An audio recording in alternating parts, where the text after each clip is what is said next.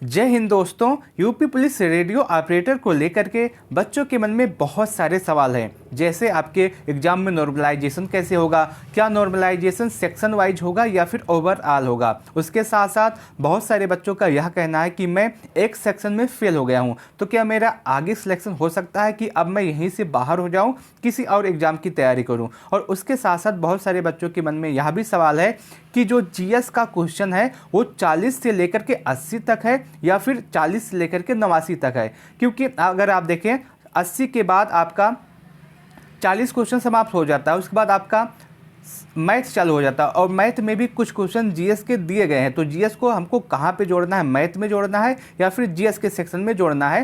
तो बच्चों के मन में ऐसे बहुत सारे सवाल हैं। आज की वीडियो में मैं आप सबके इन्हीं सवालों के जवाब देने वाला हूं। मैं उम्मीद करता हूं कि आप सभी लोग इस वीडियो को लास्ट तक जरूर देखेंगे। दोस्तों, यदि आपको यह वीडियो अच्छा लगे तो आप सभी लोग इस वीडियो को लाइक कर सकते हैं। अपने दोस्तों के साथ इस वीडियो को शेयर करना ना भूलें।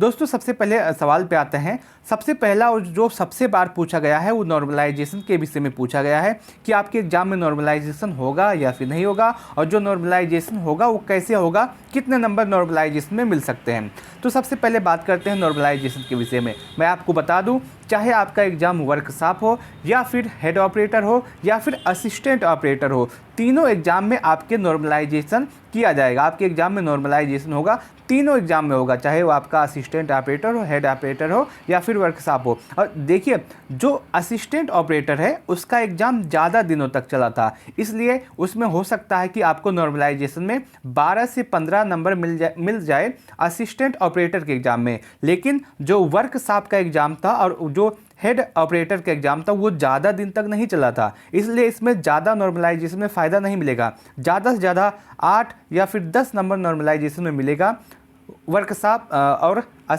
हेड ऑपरेटर के बच्चों को, इससे ज़्यादा नॉर्मलाइजेशन नहीं मिलेगा। और वहीं असिस्टेंट वाले बच्चों को 12 से 15 नंबर का नॉर्मलाइजेशन मिल सकता है। नॉर्मलाइजेशन ऐसे मिलेगा, जो हार्ड शिफ्ट होगा उसमें ज़्यादा नॉर्मलाइजेशन में मिलेगा फ़ायदा, और जो कम जो इजी शिफ्ट होगा उसमें नॉर्मलाइजेशन में ज़्यादा फ़ायदा नहीं दिया जाएगा। और उसके साथ साथ बच्चों के मन में यह भी है सवाल कि जो नॉर्मलाइजेशन होगा वो सेक्शन वाइज होगा या फिर ओवरऑल नॉर्मलाइजेशन होगा। क्योंकि अगर आपको पता होगा बहुत सारे बच्चों का स्कोर 50% नहीं हो पाया है, तब वो उनके मन में यह भी सवाल है कि मान लीजिए मेरा 19 स्कोर है 40 में से, तो क्या नॉर्मलाइजेशन हो करके सेक्शन वाइज नॉर्मलाइजेशन होके या स्कोर 20 या 21 हो जाएगा या फिर नहीं होगा। तो मैं आपको बता दूं, जो इससे पहले 2016 में यूपीएसआई की वैकेंसी थी, तो उसमें सेक्शन वाइज नॉर्मलाइजेशन किया गया था।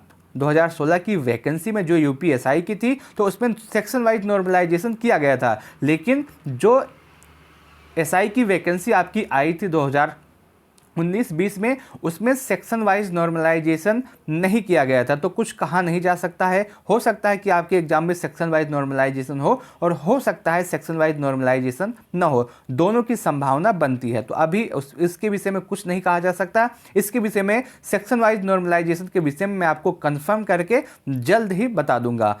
अब बहुत सारे बच्चों का स्कोर यह है कि मेरा 50% स्कोर नहीं हो पाया है, तो मैं अब क्या करूं। देखिए, मैं आपको बता दूं, अगर सेक्शन वाइज नॉर्मलाइजेशन होता है तो आपको फ़ायदा मिल जाएगा, आपका स्कोर इम्प्रूव हो जाएगा। जैसे मान लीजिए आपका जो जीएस के सेक्शन में आपका स्कोर 19 हो पाया है, 20 करना था 50%, 19 हो पाया है, 18 हो पाया है या फिर 17 हो पाया है।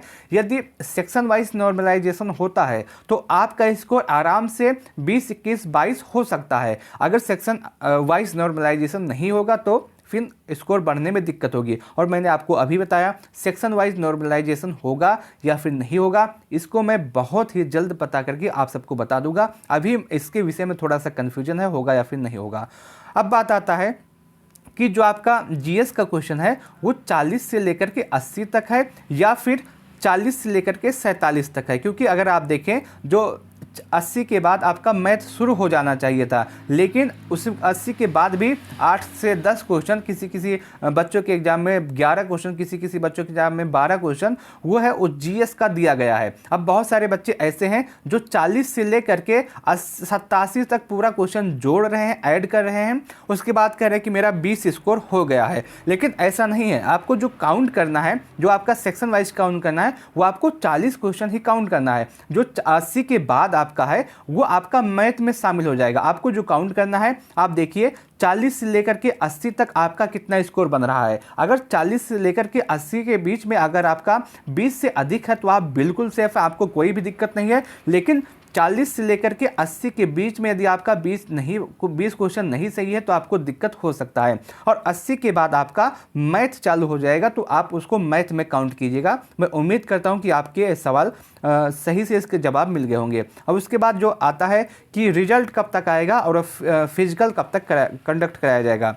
मैं रिजल्ट की बात करूं तो सबसे पहले आपका रिवाइज आंसर की आएगा और उसके बाद आपका रिजल्ट आएगा। देखिए जो आपका कांस्टेबल वाली वैकेंसी थी, सरकार की ये मंशा थी कि इसको जल्दी से फाइनल करके कुछ दिखाया जाए इलेक्शन के समय कि आपका कोई वैकेंसी फाइनल कम से कम हुई है, लेकिन वो भी वैकेंसी फाइनल नहीं हो पाई, उसका री एग्जाम है। तो हो सकता है कि जो आपका असिस्टेंट ऑपरेटर, हेड ऑपरेटर यानी कि रेडियो ऑपरेटर के अंतर्गत जो वैकेंसी आई है इसको जल्दी से जल्दी फाइनल किया जाए, संभवतः यही है। लेकिन अभी इसमें थोड़ा सा विलम्ब हो सकता है। अगर देखिए तो जो आपका रिवाइज आंसर की है, ये संभावना यही अभी इसकी जताई जा रही है कि रिवाइज आंसर की आपका मार्च के मंथ में जारी हो सकता है। अगर मार्च के मंथ में आपका रिवाइज आंसर की जारी होता है तब भी उसके बाद बहुत ज़्यादा समय है इलेक्शन में और हो सकता है कि आपका रिजल्ट भी जारी कर दिया जाए। लेकिन उस समय फिजिकल आपका नहीं कंडक्ट करवा मिलेगा क्योंकि बहुत ज़्यादा समय नहीं बचा है इलेक्शन में। तो हो सकता है कि आपका अब आगे का जो प्रोसेस है रिजल्ट आ जाए उसके बाद में किया जाए।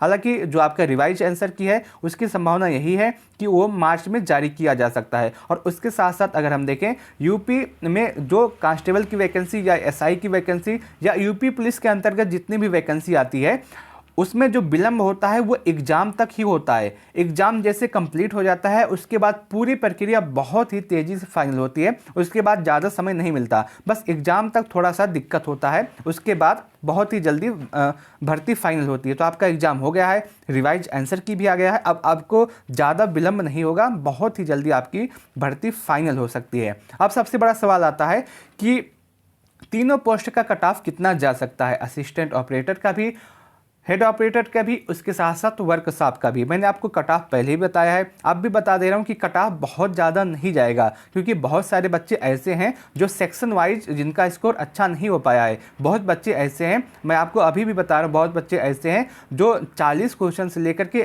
87 या 90 क्वेश्चन तक ऐड किए हैं, उसके बाद कह रहे हैं कि मेरा 22 या 23 क्वेश्चन सही हो रहा है। तो बहुत सारे बच्चे अगर उसको फिर से काउंट करेंगे तो उनका देखेंगे आप उसमें कम स्कोर होगा और बहुत सारे बच्चों का स्कोर 20 से कम आपको और मिलेगा अभी। तो बहुत सारे बच्चे ऐसे हैं जिनका स्कोर अच्छा नहीं हो पाया है, इसलिए आपका कट ऑफ बहुत ज़्यादा नहीं जाएगा।